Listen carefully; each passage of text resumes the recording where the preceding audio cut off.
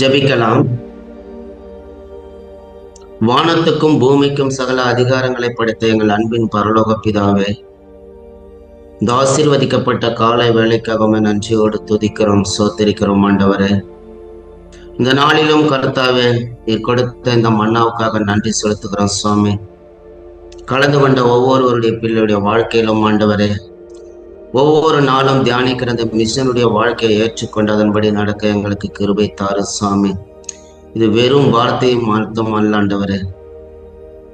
உடைய வாழ்க்கைக்கு ஆண்டவரே, உடைய பிரசனத்தை பெற்றுக்கொள்வதற்கு மையமாக வைக்கப்பட்டிருக்கிற இரத்த சாட்சியாக மரித்த அநேக மிஷனுடைய வாழ்க்கை எங்களுக்கு பிரயோஜனம் உள்ளதாக இருக்க வேண்டும் என்று இந்த நேரத்தையும் இந்த காலத்தையும் நீ தகுதிப்படுத்தியிருக்கிறேன்.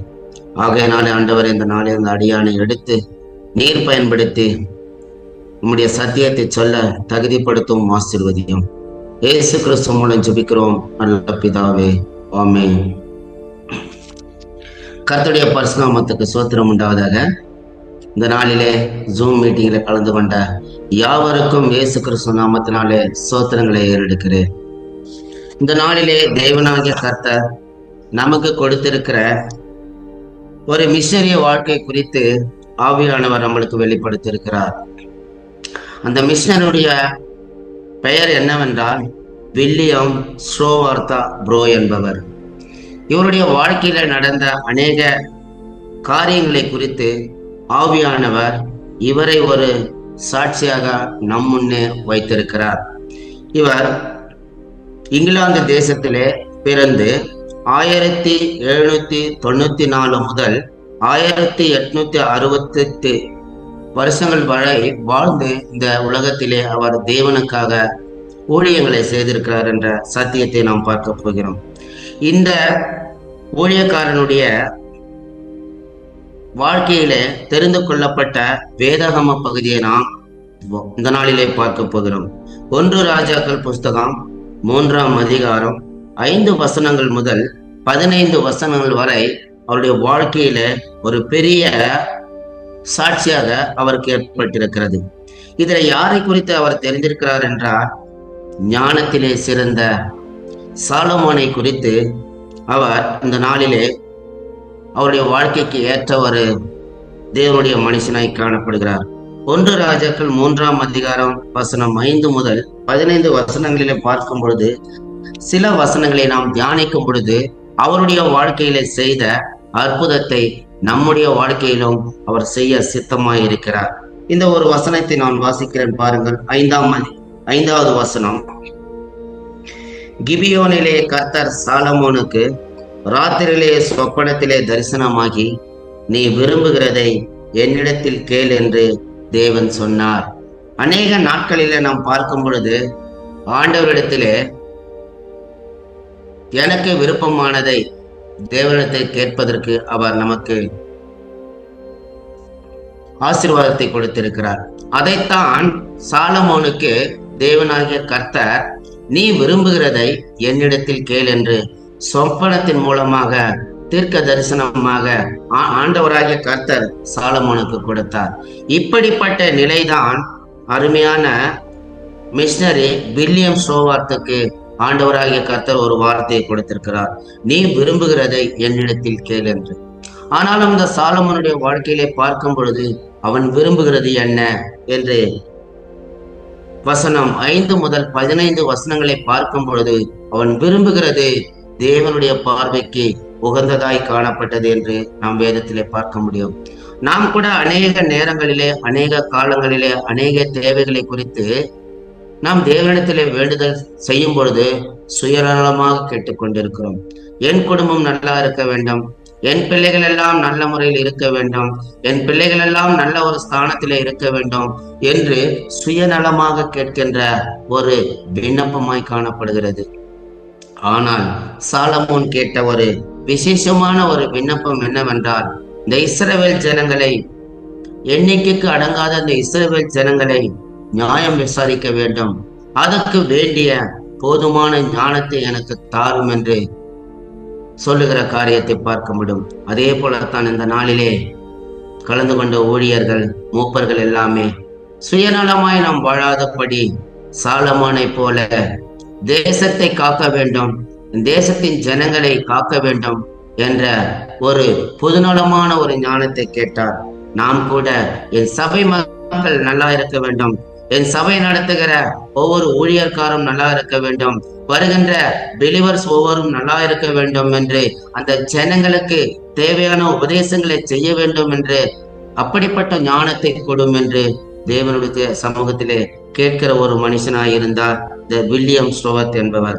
இவருடைய வாழ்க்கையிலே இந்த வசனம் அவருடைய வாழ்க்கையில ஒரு பெரிதான ஒரு பொக்கிஷமாய் காணப்பட்டிருக்கிறது. ஏனென்றால் ஞானம் என்பது தேவனிடத்திலிருந்து வருகிற ஒரு காரியமாய் இருக்கிறது. கர்த்தருக்கு பயப்படுதலே ஞானத்தின் ஆரம்பம் என்று நீதிமொழிகள் புஸ்தகத்திலே சொல்லப்பட்டிருக்கிறது.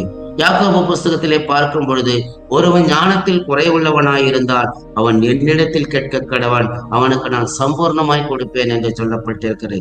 இந்த வார்த்தைகளை அறிந்து கொண்ட ஸ்டோவர்ட்ஸ் என்பவர் தேவனாகிய கர்த்தருடைய சமூகத்திலே 1 ராஜாக்கள் 3ஆம் அதிகாரம் 5வது வசனத்திலிருந்து 15வது வசனம் வரை தேவனாகிய கர்த்தர் இவருக்கு ஒரு தரிசனமாய் கொடுத்திருக்கிறார். இந்த வார்த்தையை தான் அவருடைய வாழ்க்கையில ஒரு மனப்பாட வசனமாக எடுத்துக்கொண்ட வசனம் என்னவென்றால் 1 ராஜாக்கள் 3ஆம் அதிகாரம் 12வது வசனத்தை நாம் பார்க்க முடியும்.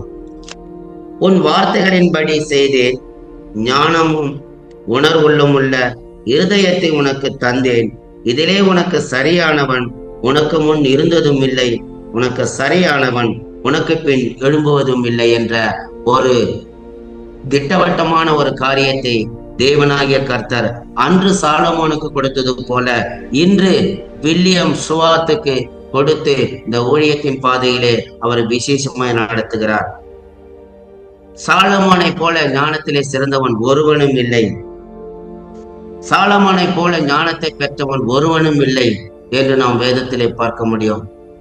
சாலமோனை காட்டிலும் விசேஷமான ஒரு தேவனுக்கு பிரியமான மனுஷன் ஒருவனும் இதற்கு முன்பாக இருக்க போவதும் இல்லை என்ற ஒரு சாட்சி கொடுத்தார்.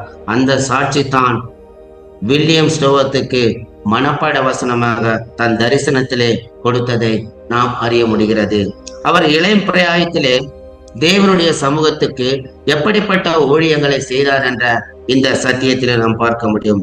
அவர் 1794 இங்கிலாந்தில் பிறந்து தேவனுடைய கிறிஸ்தவ கோட்பாடுகளுக்கு ஈர்க்கப்பட்ட ஒரு தேவனுடைய மனுஷனாக காணப்படுகிறது.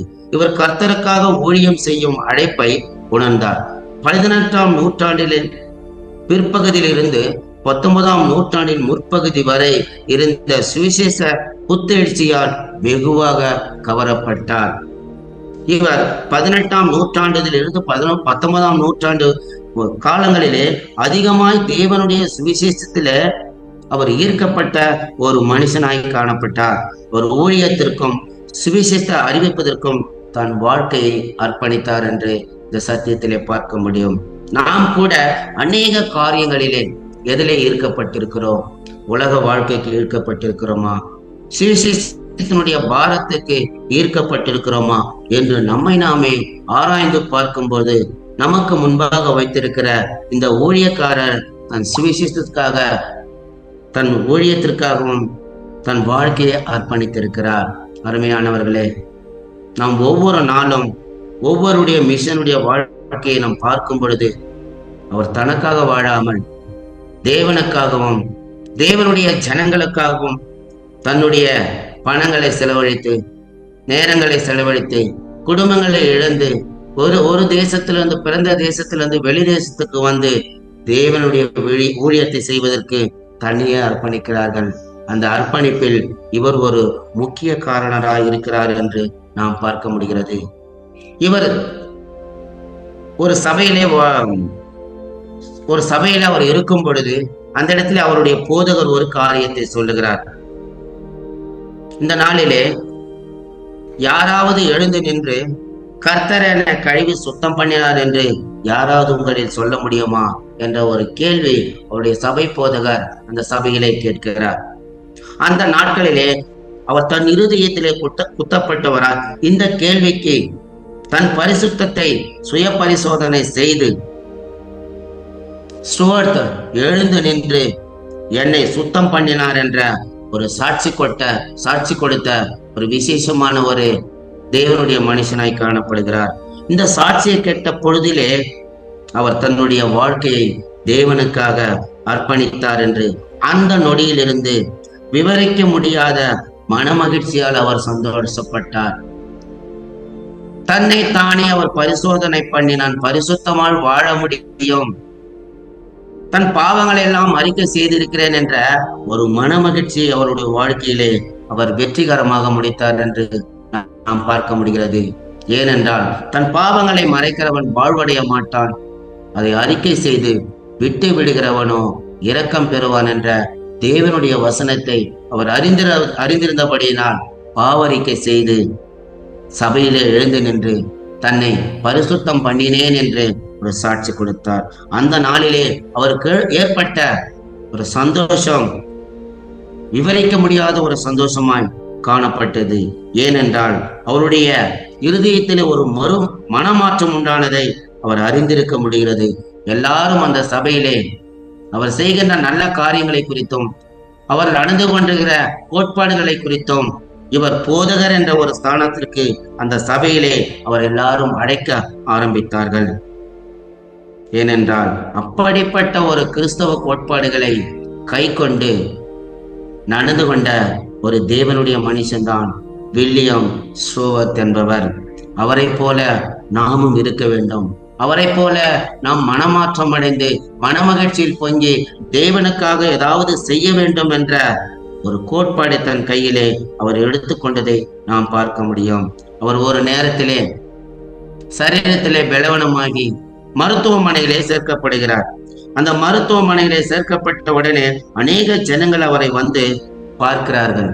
அப்பொழுது டாக்டர் மருத்துவரும் வந்து அவரை பார்க்கும் பொழுது, நீ இறக்கப் போகிறாய் என்று மருத்துவர் இவரிடம் சொன்ன பொழுது கூட அவருக்கு ஒரு சந்தோஷம். பரலோகத்திலே அவருக்கு இருந்த பங்காக கர்த்தருக்கு நன்றி கூறி அவர் சந்தோஷப்பட்டார். ஏனென்றால் தேவனோடு நான் செல்ல போகிறேன், தேவனோடு நான் ஐக்கியப்படுகிறேன், தேவனை போல நான் தேவனுடைய சமூகத்தில் இருக்க போகிறேன் என்று அவர் தன்னையே அவர் அர்ப்பணிக்கிற ஒரு காரியங்களை பார்க்க முடியும்.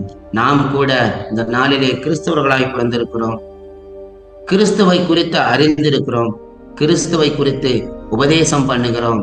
அந்த உபதேசம் வெறும் வார்த்தையினால் அல்ல, நம்முடைய நடைமுறையிலும் நம்முடைய வாழ்க்கையிலும் செய்ய தீர்மானிக்க வேண்டும் என்று தேவன் விரும்புகிறார்.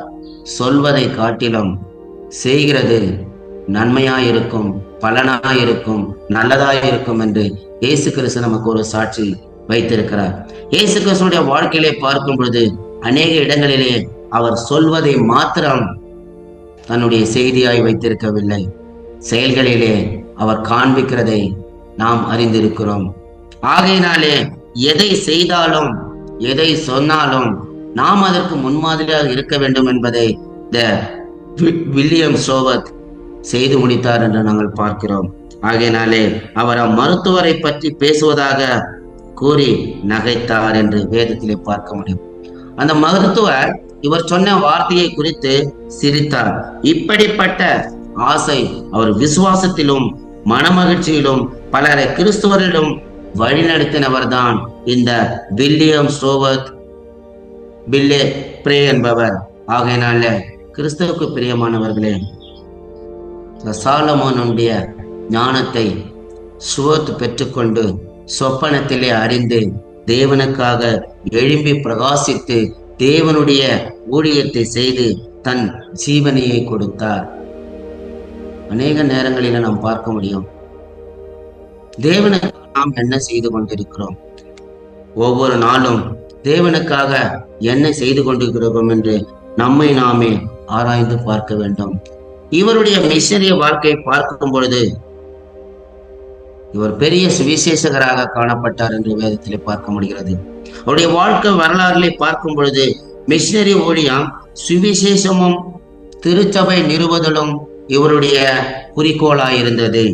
அவருடைய வாழ்க்கை எல்லாமே சுவிசேஷம் சொல்ல வேண்டும், அநேக திருச்சபைகளை நிறுவ வேண்டும், திறந்தவெளி கூட்டங்களை நாம் நடத்தி தேவனுடைய சமூகத்திலே ஜனங்களை தன் பக்கமாக இழுக்க வேண்டும் என்ற ஒரு குறிக்கோளை கொண்ட ஒரு தேவனுடைய மனுஷனாய் காணப்பட்டிருக்கிறார். கல்வி மற்றும் எழுத்தறிவு இல்லாத ஜனங்களுக்கு எழுத்தறிவை கொடுத்து கல்வி நிறுவுகுதல், அவரை ஊக்குவித்துதல் இவருடைய பங்காய் காணப்பட்டிருக்கிறது. அநேக மிஷனுடைய வாழ்க்கைகளை பார்க்கும் பொழுது தேவனுக்காக செய்ததினாலே இந்த நாளிலே அவரை குறித்து சாட்சியாக நாம் எடுத்து அவரை குறித்து பேசப்படுகிறோம். நாம் மரித்து பிறகு நம்முடைய சாட்சி எப்படி இருக்கிறது? பேசப்படுகிறதாய் காணப்படுகிறதா? அதை குறித்து ஒருவரும் எடுக்க முடியாத சாட்சியாக இருக்கிறதா என்று நம்மை நாமே ஆராய்ந்து பார்க்க வேண்டும். கிறிஸ்துவுக்கு பிரியமானவர்களே, இந்த வில்லியம் ஸ்ருவத் 72 வருஷங்களாக இந்த உலகத்திலே வாழ்ந்து அநேக காரியங்களை செய்து தேவனுக்காக தன்னை அர்ப்பணித்தார் என்று ஏசாயா 52 அதிகாரம் 7வது வசனத்திலே சொல்லப்பட்டிருக்கிறது. 52 7வது வசனம், சமாதானத்தை கூறி நற்காரியங்களை சுவிசேஷமாக அறிவித்து ரட்சிப்பை பிரசித்தப்படுத்தி உன் தேவன் ராஜரீகம் பண்ணுகிறார் என்று சீயோனுக்கு சொல்லுகிற சுவிசேஷனுடைய பாதங்கள் மலைகளின் மேல் எவ்வளவு அழகாய் இருக்கிறது என்ற வசனத்தை அவருடைய வாழ்க்கையிலே ஒரு செய்தியாக வைக்கப்பட்டிருக்கிறது. சமாதானத்தை கூற வேண்டும் என்பதற்காக தேவனுடைய சமாதானத்தை பெற்று நற்காரியங்களை செய்து சுவிசேஷமாக அறிவிக்க வேண்டும் என்று தேவனுடைய வார்த்தை அவருடைய இருதயத்திலே குத்தப்பட்டிருக்கிறது. அந்த நாளிலே இந்த வசனத்தை மையமாக வைத்து அவர் தொடப்பட்டார். அவர் தொட்டதற்கு காரணம் இந்த வார்த்தை என்பதை நாம் மறந்துவிடக் கூடாது. இந்த உலகத்திலே எத்தனை ஜனங்கள் சமாதானம் இல்லாது இருக்கிறார்கள். அவர்கள் சமாதானத்தை கூற வேண்டும் என்று தேவன் எனக்கு எச்சரித்திருக்கிறார். நற்காரியங்களை குறித்து சுவிசேஷமாக அறிவிக்க வேண்டும். சொல்லுகிற சுவிசேஷம் என்பது நற்காரியங்களை குறித்தே இருக்க வேண்டும் என்று தேவன் அநேக இடங்களிலே சொல்லப்பட்டிருக்கிறார். ஒரு வார்த்தை ஆண்டவர் சொல்லுகிற ஒரு காரியத்தை பார்க்க முடியும். வாங்குவதை காட்டிலும் கொடுப்பது நலமாயிருக்கும் என்று. நாம் அவரிடத்திலே ஒன்றும் வாங்காதபடி தேவனுடைய சத்தியத்தை விதைக்கும் பொழுது இது பெரிய ஒரு நலமாயிருக்கும் என்ற நற்காரியங்களை குறித்து தேவன் சுவஸ் மூலமாக இந்த உலகத்துக்கு அறிவித்தார். ரட்சிப்பை பிரஸ்திப்படுத்த வேண்டும். ரட்சிப்பு என்பது விலை மதிக்கத்தக்க ஒரு பொருள் அல்ல, தகாத ஒரு காரியமாயிருக்கிறது. ரட்சிப்பு என்பது இந்த உலகத்தில் எவ்வளவு கோடிகள் எவ்வளவு பணங்கள் கொடுத்தாலும் பெற்றுக்கொள்ள முடியாத ஒரு காரியம்தான் ரட்சிப்பு. அது தேவனிடத்திலிருந்து வருகிறதை நாம் பெற்றிருக்கிறோம், அதை மற்றவர்களுக்கு கொடுக்க வேண்டும் என்ற இருதயத்தை உடையவர் தான் இந்த வில்லியம் ஸ்ருவத் என்பவர். அதற்காக இந்த வார்த்தையை கேட்ட அவருடைய இருதயத்திலே இந்த காரியங்களை நான் செய்ய வேண்டும், இதிலே தேவன் மகிமைப்படுவார், இதிலே தேவன் வந்து சந்தோஷப்படுவார், இந்த காரியங்களை குறித்து அவர் ரொம்ப பிரியப்படுவார் என்ற சத்தியத்தை கேட்டு இந்த காரியங்களை செய்து முடித்தார்.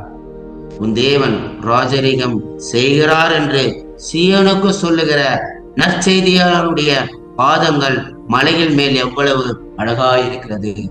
சுவிசேஷத்தை சொல்லுகிற இந்த நாளிலே கலந்து கொண்ட அநேக போதகர்கள், கல்வாரி திருச்சபை மற்ற ஊழியங்கள் தேவனுக்காக சத்தியத்தை சொல்லி அநேக ஜனங்களை சமாதானத்தின் வழிகளிலும் நற்காரியங்களிலும் நடத்துகிற அவருடைய பாதங்களை பார்த்து தேவன் சொல்லுகிறார் எவ்வளவு அழகானவைகள் என்று.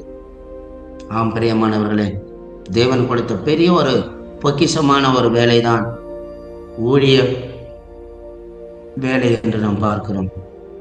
இந்த உலகத்தில் அதை விட பெரிய பெரிய சம்பளங்கள் இருக்கிறது என்று நாம் பார்த்தாலும், ஆனாலும் நித்திய ஜீவனுக்கு போக வேண்டிய உபதேசம் ஊழியத்தின் பாதையிலே இருக்கிறது. ஏனென்றால் இந்த உலகத்திலே வாழுகின்ற வாழ்க்கை நிரந்தரம் அல்ல.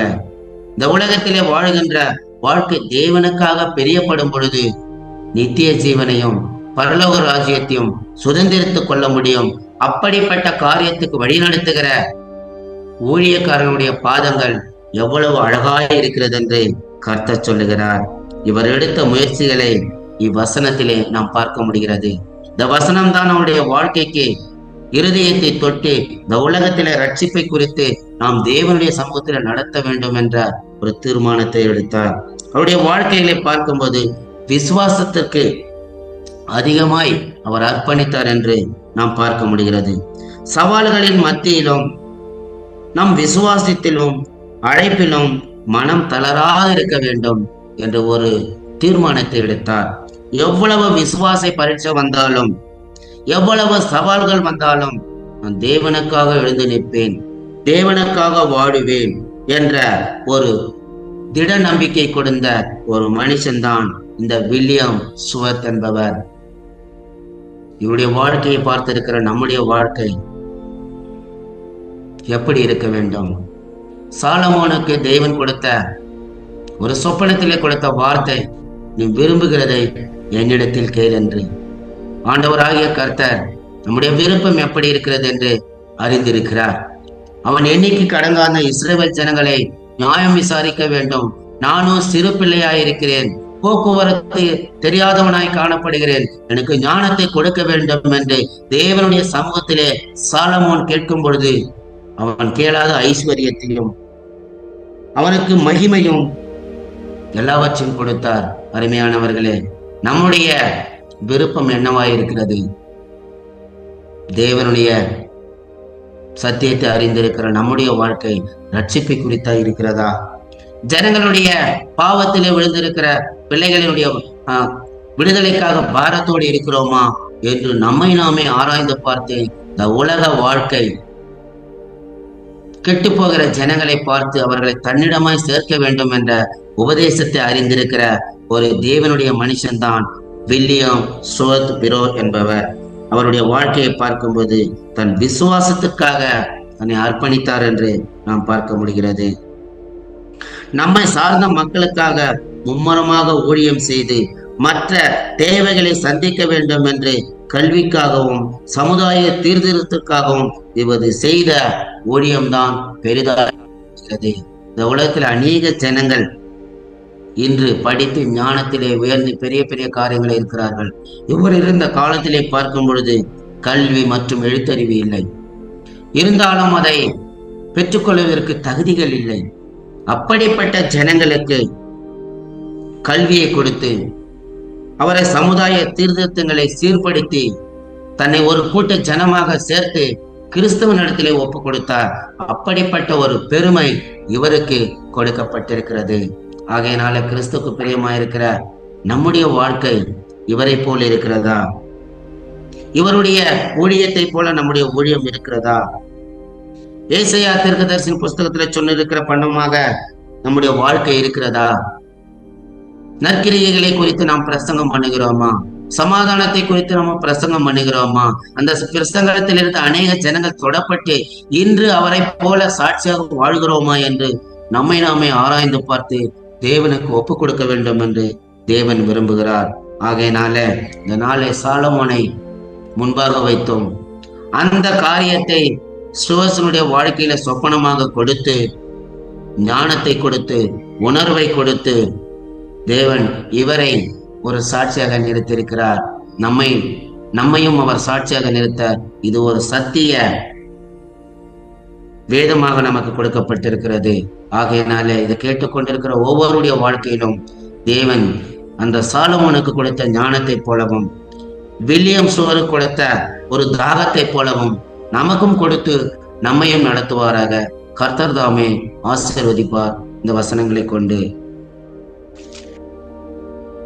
வானத்துக்கும் பூமிக்கும் சகல அதிகாரங்களை படைத்த எங்கள் அன்பின் பரலோக பிதாவே, தர்மையான வேலைக்கு உண்மை நன்றியோடு துதிக்கிறோம், சோத்திரிக்கிறோம் ஆண்டவரே. இந்த நாளிலும் ஆண்டவரே, வில்லியம் சுவர்த் பிரோ என்பவரை குறித்து ஒரு சத்தியத்தை எங்களுக்கு கொடுத்திருக்கிற சுவாமி. இவருடைய வாழ்க்கையில நடந்தது எல்லா காரியத்திற்கும் தேவன் உதவி செய்தார் என்பதை நாங்கள் விசுவாசிக்கிறோம் சுவாமி. அதே போல இந்த நாளிலே கர்த்தாவே, கலந்து கொண்டிருக்கிற ஒவ்வொருடைய ஊழியருடைய வாழ்க்கையிலும் இவரை போல நாங்கள் செய்ய வேண்டும். இவரை போல ஆண்டவருடைய ஞானத்தை பெற்றுக்கொண்டு உலகத்துக்காக ஆண்டவரை, உலகத்தில் இருக்கிற ஜனங்களுடைய விடுதலைக்காகவும் நாங்கள் ஜெபித்தவர்களை வழிநடத்த வேண்டும் என்ற ஒரு தீர்மானத்தை எடுக்க வேண்டும் சுவாமி. விசேஷமா இந்த நாளிலே கர்த்தாவே, அருமையான போதகர் ஆண்டவரே, இயேசுராஜ் ஆண்டவரே, கடந்த நாட்களிலே மரித்து போனார் சுவாமி. அந்த குடும்பத்தை உம்முடைய கருத்துல ஒப்பு கொடுக்கிறோம் சுவாமி. 2 பிள்ளைகள் ஆண்டவரே, தாயாருக்காக நன்றி செலுத்துகிறோம். உம்முடைய பாதத்திலே ஆண்டவரே சமாதானத்தை நித்திரை எடுத்துக்கொண்டிருக்கிறேன். ஆனாலும் இந்த உலகத்தில் வாழ்கின்ற அந்த பிள்ளைகளுக்கு தகப்பன் என்ற ஸ்தானம் வேண்டும் சுவாமி. தாயாருக்கு ஆண்டவரே துணையாக இருந்த அவரையும் கர்த்தாவே, நீர் இப்பொழுது அந்த குடும்பத்துக்கு தலைவராக இருந்து, தகப்பனாக இருந்து, தாயாக இருந்த ஆண்டவரே அந்த குடும்பத்தை வழிநடத்த வேண்டும் சுவாமி. அவருடைய ஊழியத்தை ஆண்டவரே நான் 30 வருஷங்களாக நான் பார்த்து கொண்டிருந்தேன் சுவாமி. கடந்த நாளில் கூட அவரோடு பேசும் பொழுது ஆண்டவர் அநேக சத்தியங்களை குறித்து, அநேக கிறிஸ்தவங்களை குறித்து எனக்கு அறிவித்தார் சுவாமி. இந்த நாளில் அந்த குடும்பத்தை உங்களுடைய சமூகத்தில் ஒப்புக் கொடுக்கிறோம். வேதனைகள், சோதனைகள் எல்லாவற்றும் ஆண்டவரை சரி கட்டுவது உம்மாலே மாத்திரம் ஆண்டவரை முடியும் சுவாமி. எங்களாலே ஒன்றும் இல்லை ஆண்டவரை. எவ்வளவுதான் ஆறுதல் சொன்னாலும் ஆண்டவரே, அந்த ஆறுதலுக்கு நிகரானவர் நீர் ஒருவர் மாத்திரம் சுவாமி. மகளுக்காக நன்றவரை, பிரியாவுக்காக நன்றி செலுத்துகிறோம். மகனுக்காக நன்றி செலுத்துகிறோம். விசேஷமா தாயாருடைய கருத்துல ஒப்புக் கொடுக்கிறோம்.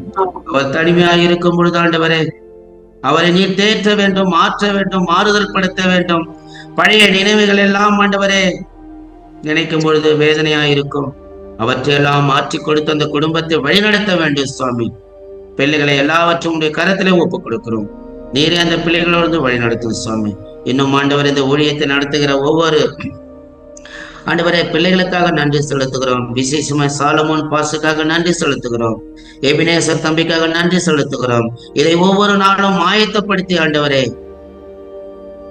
இந்த சத்தியத்தை கொடுப்பதற்கு பிரயாசப்பட்டுக் கொண்டிருக்கிற அந்த பிள்ளைகளுடைய வாழ்க்கை ஆசீர்வாதமாக இருக்கட்டும். மனைவி பிள்ளைகளுக்காக நன்றி செலுத்துகிறோம். இன்னும் ஆண்டவர் இந்த கல்வாரி திருச்சபை நடத்தி கொண்டிருக்கிற எங்களுடைய தலைமை போதகரோட குடும்பங்கள், பேர பிள்ளைகள் ஒவ்வொரு உங்களுடைய கருத்தலை ஒப்புக் கொடுக்கிறோம் சுவாமி. இந்த நாளிலே நாங்கள் ஆண்டவரே ஏசாயா 52:7 பார்க்கும் பொழுது ஆண்டவரே சுவிசேஷத்தை செய்கிறவருடைய பாதங்கள் தேவனுடைய பார்வைக்கு அழகாயிருக்கிறது என்று நாங்கள் பார்க்கிறோம். அப்படிப்பட்ட பாதங்களை கர்த்தாவே இன்னும் ஓடி ஓடி உடைக்க உடல் சுகத்தையும் நல்ல ஆரோக்கியத்தையும் கொடுத்து இன்னும் ஆண்டவரை உலகமெங்கும் இந்த திருச்சபை காரியங்களிலே ஆசீர்வாதமாய் மாற்றித்தாரும். நீரை பொறுப்படுத்தி வழிநடத்தும். இயேசு கிறிஸ்துவின் இனிய நாமத்திலே கெஞ்சி மன்றாடுகிறோம் நல்ல பிதாவே. ஆமென்.